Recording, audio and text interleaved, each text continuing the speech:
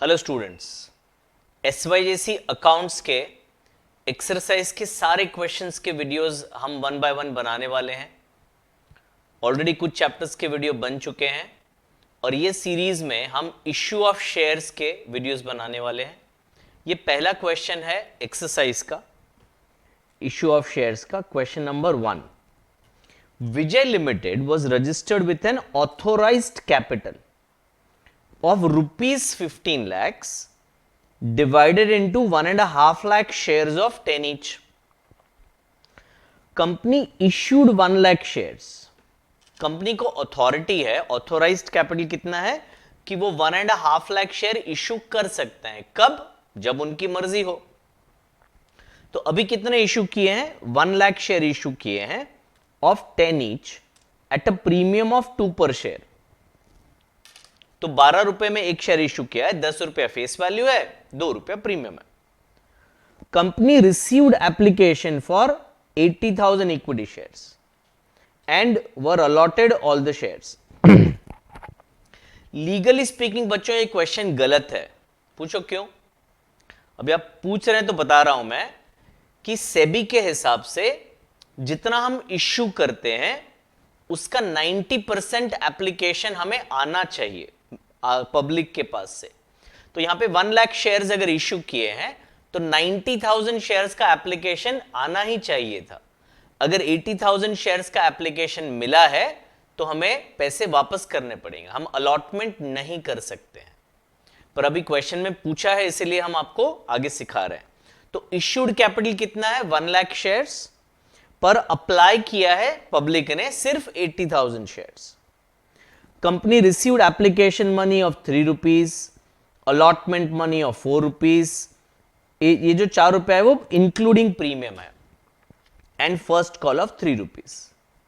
The director have not made final call of 2 rupees. अभी तक final call 2 rupees का किया नहीं है। All money were received except one share holder holding 500 shares who did not pay first call. Show authorized capital, issued capital, subscribed capital, called up capital, paid up capital, calls and arrears and share premium account in company balance sheet. तो ये actually कोई journal entry का सम नहीं है। ये सम में वो जितने भी सारे कैपिटल बताए हैं ना, वो बैलेंस शीट में कैसे शो होंगे वो दिखाना है। तो पहले मैं हमेशा ना एक वर्किंग करता हूं बच्चों कि ये जो इश्यू ऑफ शेयर्स करना है हमें, उसमें कितने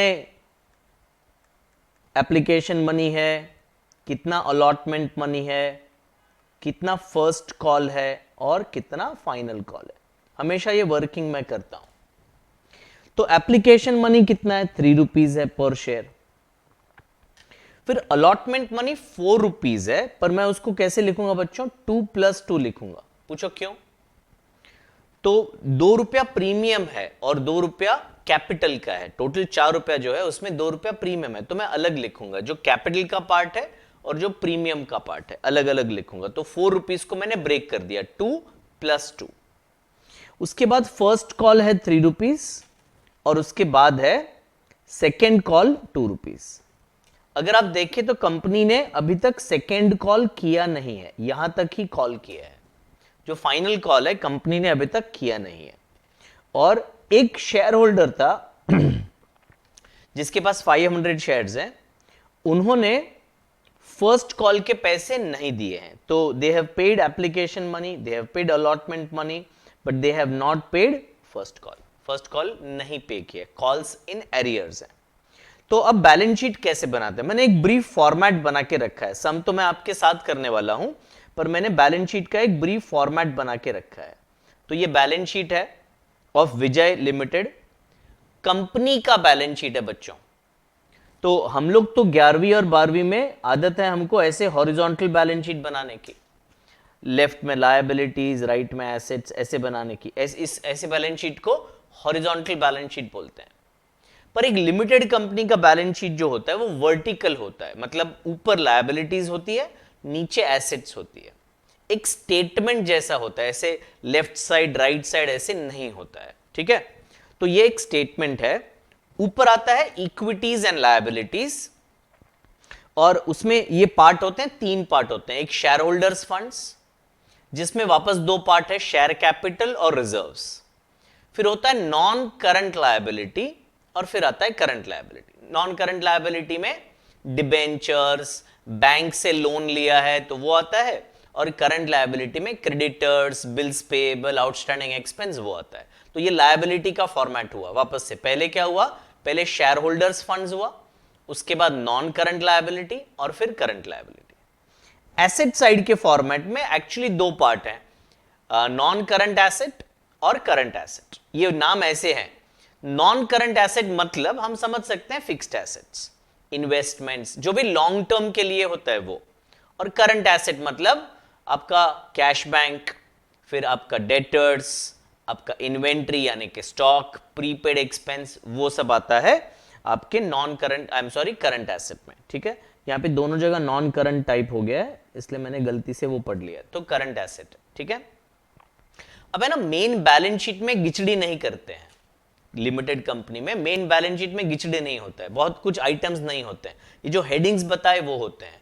और नोट लिखा जाता है, नोट यानी कि आप शेड्यूल बोल सकते हो। हर चीज की एक नोट होती है, पूरी डिटेल आपको नोट्स में मिलेगी, और उसका टोटल अमाउंट जो है वो मेन बैलेंस शीट में मिलेगा। तो हम क्या करते हैं पता है, पहले नोट बनाते हैं, नोट कंप्लीट करके फिर उसको बैलेंस शीट में कॉपी करते हैं। तो सबसे पहले हम लिखने वाले हैं ऑथोराइज शेयर कैपिटल। तो ऑथोराइज शेयर कैपिटल कितना है, authorise share capital 1,50,000 equity shares of 10 each. तो ये हमने लिख दिया पहले ऑथोराइज शेयर कैपिटल, यहां पे लिख दिया 1,50,000। ये पेन थोड़ा जाड़ा हो गया, इसको हम डाइटिंग करवाते हैं और थोड़ा छोटा कर देते हैं। 1,50,000 इक्विटी शेयर्स ऑफ ₹10 ईच। तो ये अमाउंट के कॉलम में हमने लिख दिया 15 लाख रुपया। आई एम सॉरी, मजा नहीं आया, थोड़ा वापस जाड़ा करना पड़ेगा पेन को। ओके, जाड़ा कर दिया। अब क्या इतने शेयर इश्यू किए हैं क्या, नहीं ना, ये तो एक इंफॉर्मेशन है। क्या है, इंफॉर्मेशन। तो ये जो 15 लाख का टोटल है वो मेन बैलेंस शीट में नहीं जाएगा।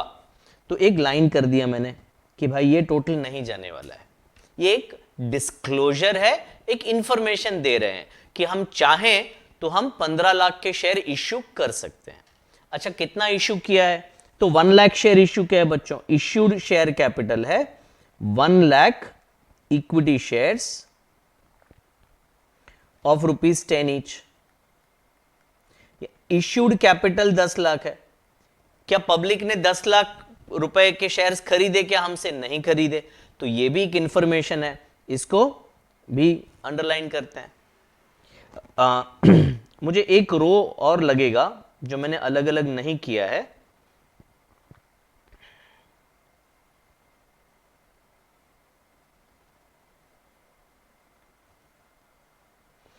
Subscribed capital. तो सब्सक्राइब्ड कैपिटल कितना होगा बच्चों, 80,000 इक्विटी शेयर्स ऑफ ₹10 ईच।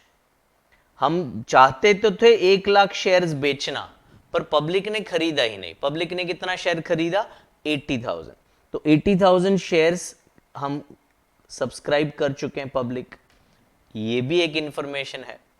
हमने कॉल्ड कितना किया है, कॉल्ड हमने कितना पैसा मंगाया है, कॉल्ड अप। तो हमने मंगाया है, called up and paid up साथ में लिख सकते हैं हम लोग। तो इधर मैं लिखूंगा कॉल्ड अप, कॉल्ड अप। तो 80,000 शेयर्स पे आपने देखा फाइनल कॉल नहीं मंगाया है, यानी कि एप्लीकेशन का पैसा, अलॉटमेंट का पैसा और फर्स्ट कॉल। सो ₹3 एप्लीकेशन के, ₹2 अलॉटमेंट का, ₹3 फर्स्ट कॉल के। तो ₹8 हमने कॉल किया। अगेन इसमें सिर्फ आपको कैपिटल लेना है, प्रीमियम नहीं लेना है। तो हमने कितना पैसा कॉल किया है, ₹8 @ 8 पर शेयर। तो हमने कॉल किया है 6,40,000। इतना पैसा हमने मंगाया है। सबने दिया क्या, नहीं दिया। एक व्यक्ति ऐसा है जिसने पूरे पैसे नहीं दिए। कितने शेयर्स हैं उसके पास, 500 शेयर्स। तो 500 शेयर्स पे ₹3 यानी कि ₹1,500 हमें नहीं मिला है। तो उसको हम कॉल्स इन एरियर्स बोलेंगे। तो इसमें से हम लेस करेंगे, less calls in arrears 500 shares at the rate of 3, यानी 1500 रुपीज हमें नहीं मिला है। ओके, तो बाहर के कॉलम में आ गया 6,38,500, ये फाइनली बैलेंस शीट में जाएगा। ऊपर के जितने भी कैपिटल है वो एक इंफॉर्मेशन है, ठीक है। एक और बार 80,000 शेयर्स पे हमने 8 रुपया ही अभी तक कॉल किया है, 2 रुपया अभी कॉल नहीं किया, नेक्स्ट ईयर करेंगे जब जरूरत पड़ेगा पैसे का। तो कॉल्ड अप कैपिटल हो गया 6,40,000, पेड अप यानी कितने लोगों ने पैसे दिए, तो लेस कॉल्स इन एरियर्स अगर माइनस कर देता हूं तो ये जो 6,38,000 है वो हो गया मेरा पेड अप कैपिटल, ठीक है बच्चों। तो अब ये वाला जो फिगर है वो मैं मेन इधर शेयर कैपिटल फंड्स में नोट नंबर 1 6,38,500 यहां पे लिखूंगा। तो ये एक्चुअली एक वर्किंग नोट हो गया, इसका पूरा डिटेल आपको फर्स्ट नोट में मिलेगा। अब सेकंड है रिजर्व्स एंड सरप्लस। तो रिजर्व्स एंड सरप्लस में सिक्योरिटीज प्रीमियम आएगा। कितने शेयर्स इश्यू हुए हैं? 80,000, मतलब सब्सक्राइब हुए हैं 80,000, और सभी लोगों ने प्रीमियम का 2 रुपया तो दिया हुआ है। तो इधर हम लिख लेते हैं 80,000 shares at the rate of 2, तो 1,60,000 ये हमें सिक्योरिटी प्रीमियम का पैसा मिला है। तो बस इसमें इतना ही है और कुछ नहीं है। तो रिजर्व्स एंड सरप्लस का टोटल यहां पे लिखेंगे 1,60,000, ठीक है। और कोई इन्फो तो क्वेश्चन में है नहीं, तो नॉन करंट और करंट को हम डैश कर देते हैं और इसका टोटल ले लेते हैं। तो दिस कम्स टू 7,98,500, और ये पूरा पैसा हमें शो करना पड़ेगा कैश एंड कैश इक्विवेलेंट में, 7,98,500, ठीक है।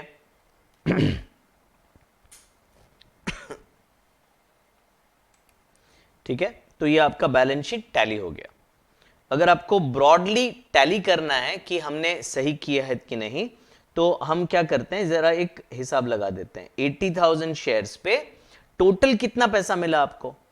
तो टोटल 4 रुपया अलॉटमेंट का, 7 और 3 रुपया कॉल का, यानी 10 रुपया एक्चुअली कॉल्ड अप है। फर्स्ट फाइनल कॉल को अगर निकाल देते हैं तो 10 रुपया है। 10 रुपए के हिसाब से आपको कितना पैसा मिलना चाहिए था? 8 लाख रुपया मिल जाना चाहिए था। ओके, एक बंदे ने आपको 1500 रुपीज नहीं दिया, तो यानी आपको टोटल कितना पैसा मिला बच्चों? 7,98,500, है कि नहीं? ये टैली हो गया हमारा कि बैंक में हमारे पास 7,98,500 है। तो ये था हमारा video on question number 1। Next video रहेगा क्वेश्चन नंबर 2 का। सारे वीडियो 1 बाय 1 आपको मिलने वाले हैं, अच्छे से पढ़ाई करिएगा।